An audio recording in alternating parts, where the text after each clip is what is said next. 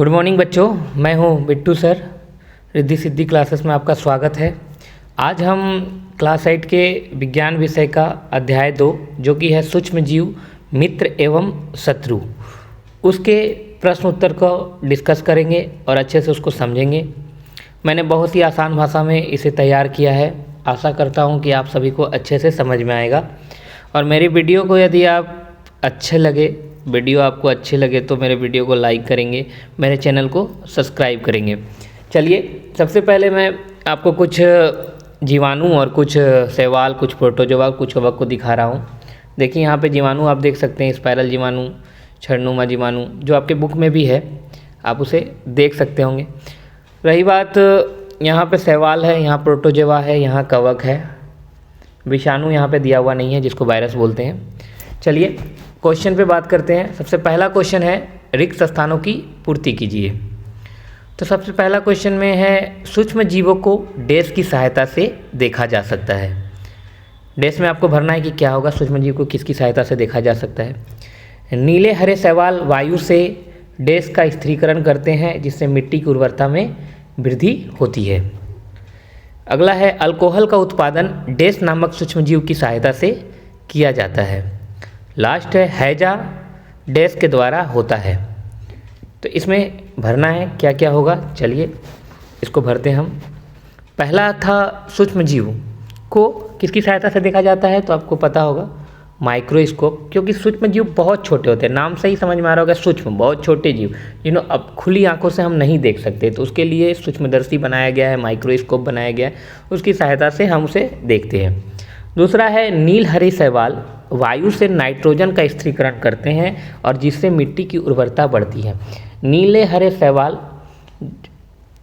जिसको कजली बोलते हैं ना, काई टाइप का हो जाता है, जिसमें आप पैर रखते हैं तो स्लिप कर जाते हैं, वो खेत वगैरह, मिट्टी वगैरह में भी आपको देखने को मिलते हैं। नीले हरे शैवाल हरे रंग के सामने दिखते हैं।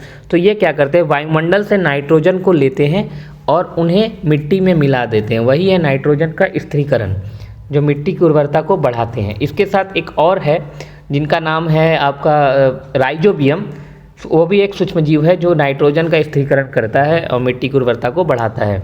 अगला है ग नंबर, अल्कोहल का उत्पादन किसके द्वारा होता है, ईस्ट नामक सूक्ष्म जीव की सहायता से किया जाता है।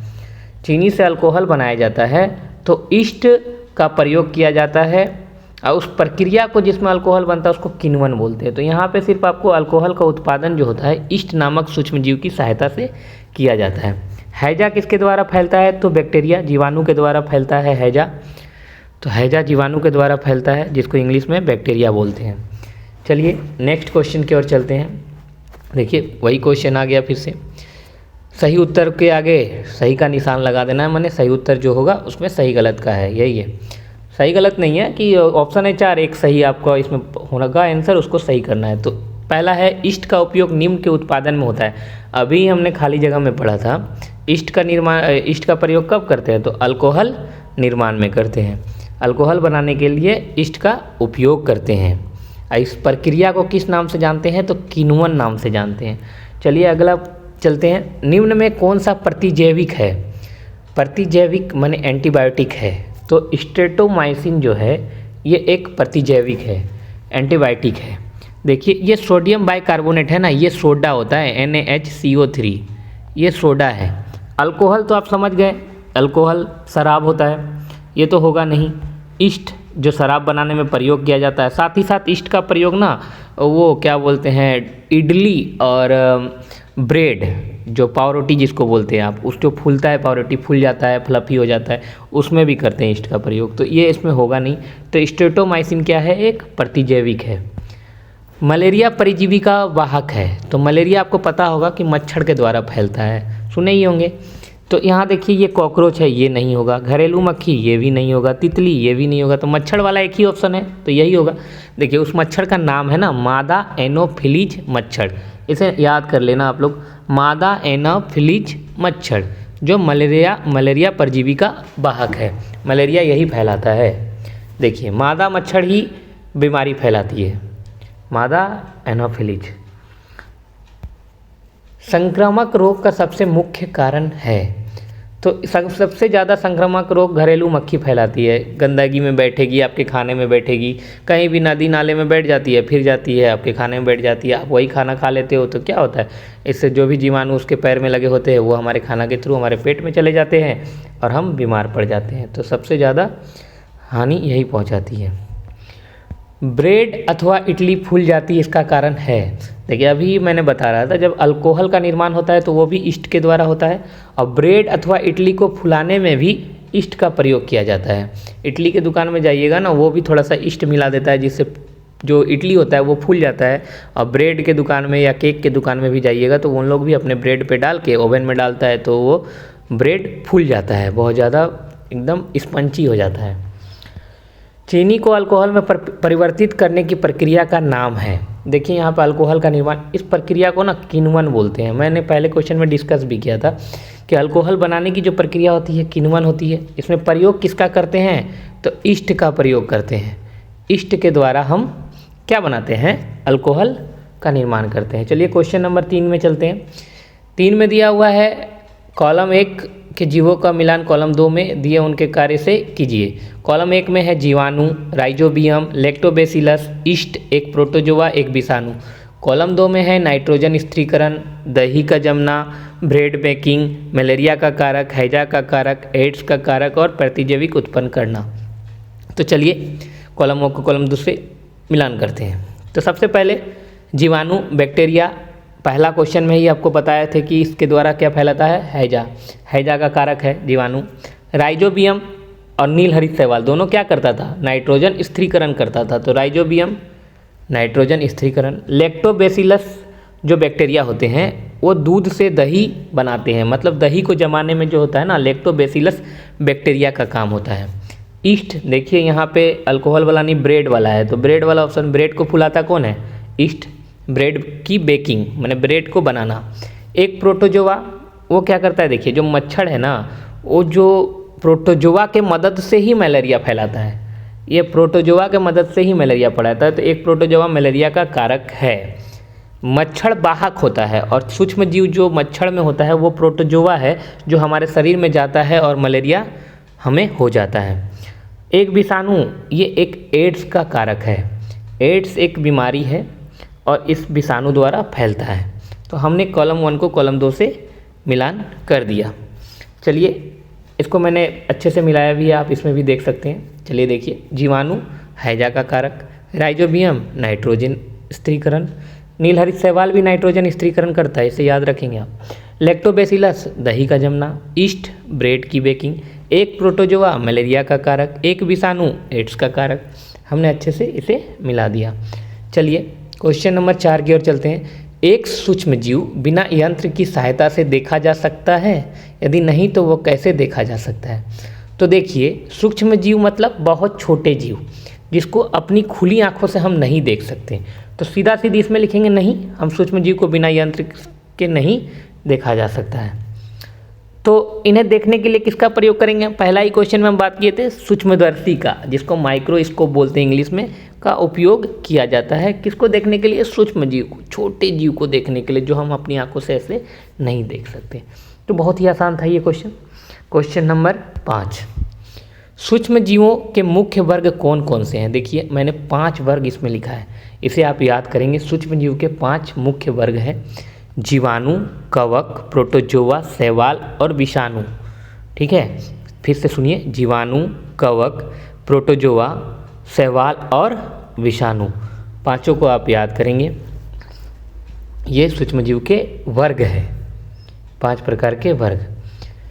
देखिए क्वेश्चन नंबर 6, वायुमंडलीय नाइट्रोजन का मिट्टी में स्थिरीकरण करने वाले सूक्ष्मजीवों के नाम लिखिए। तो 2 सूक्ष्मजीव मैंने बता दिया, एक राइजोबियम, एक नीलहरित शैवाल। देखिए मैंने 2 बार दोनों वक्त चर्चा कर दिया है कि राइजोबियम भी क्या करते हैं, नाइट्रोजन का स्थिरीकरण करते हैं, और नीलहरित शैवाल भी क्या करते हैं, नाइट्रोजन का स्थिरीकरण करते हैं। हमें पता है कि 78% नाइट्रोजन किस में है, हमारे वायुमंडल में है। वायुमंडल से नाइट्रोजन को पकड़ करके वो मिट्टी में मिला देते हैं, जिससे मिट्टी क्या होता है, उनके पोषक तत्वों में वृद्धि हो जाती है, मिट्टी की उर्वरक क्षमता बढ़ जाती है। तो ये राइजोबियम और नीलहरित शैवाल जो होते हैं ये मिट्टी के लिए बहुत ही फायदेमंद होते हैं। क्वेश्चन नंबर 7, हमारे जीवन में उपयोगी सूक्ष्मजीवों के बारे में 10 पंक्ति लिखना है कि सूक्ष्मजीव हमारे जीवन के लिए कैसे उपयोगी हैं। तो देखिए बहुत सारी बातें हैं जिसमें हम बता सकते हैं कि सूक्ष्मजीव हमारे लिए उपयोगी कैसे हैं। हमने कुछ बातों को लिखा है, उसे आप ध्यान से सुनेंगे, आराम से समझ में भी आएगा। बहुत छोटी छोटी बातों को मैंने इस पे लिखा है जो आप परिचित हैं। सूक्ष्मजीव अभी मैंने बताया था कि दही बनाने में किसका प्रयोग होता है, लैक्टोबैसिलस, वो क्या है, सूक्ष्मजीव है। ब्रेड बनाने में, यहाँ पे आप इडली बनाने में भी लिख सकते थे, ब्रेड बनाने में हमने लिख दिया। शराब बनाने में भी ईस्ट का प्रयोग करते हैं, तो शराब बनाने में। दवाई बनाने में, दवाई जो एंटीबायोटिक दवाई होती है वो भी क्या होती है, वो सूक्ष्मजीव से ही बनते हैं। मिट्टी की उर्वरता बढ़ाते हैं, बढ़ाते हैं कि नहीं, राइजोबियम और नीलहरी शैवाल क्या करते हैं, मिट्टी की उर्वरता बढ़ाते हैं। नाइट्रोजन का स्थिरीकरण करते हैं, नाइट्रोजन को क्या करते हैं, वायुमंडल से पकड़ करके मिट्टी में मिलाते हैं। देखिए कचरे को सड़ाकर साफ करते हैं। आप जो कचरा फेंक देते हैं कुछ दिन बाद वो मिट्टी में मिल जाता है, तो किसकी मदद से मिलता है, वो सूक्ष्मजीव की ही मदद से मिलता है, तो वो कचरे को सड़ाकर आप साफ करते हैं।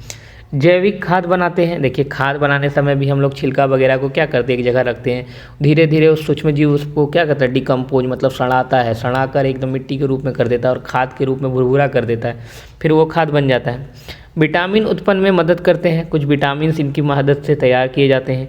पर्यावरण को संतुलन बनाए रखते हैं। देखिए पर्यावरण का संतुलन कैसे बनाते हैं, जैसे आप कचरा वगैरह फेंके, वो सड़ गया, ख़त्म हो गया, यदि वो सड़ता नहीं, सूक्ष्मजीव नहीं होते, सड़ता नहीं, तो पर्यावरण क्या होता है, पूरा गंदा हो जाता, तो संतुलित रहता ही नहीं, पर्यावरण कभी साफ ही नहीं होता, गंदा होते होते अभी तक शायद ख़त्म हो जाता पर्यावरण हमारा। तो पर्यावरण को संतुलन बनाए रखने में सूक्ष्मजीव का बहुत बड़ा योगदान है। चलिए, तो मैंने ये छोटी छोटी बातों को लिखा है जो आप अच्छी तरह भली भांति समझे होंगे। अगला क्वेश्चन है 8, सूक्ष्मजीवों द्वारा होने वाली हानिकारक प्रभाव का संक्षिप्त वर्णन कीजिए। देखिए वहाँ पे उपयोगी पूछा था, यहाँ पे हानिकारक प्रभाव पूछा है, तो कोई बात नहीं है, इसमें हानिकारक है। देखिए ये रोग को फैलाता है, अभी मैंने बताया हैजा, टीबी, मलेरिया, ये सब क्या हो रहा है, ये रोग है जो कौन फैलाता है, सूक्ष्मजीव ही फैलाता है।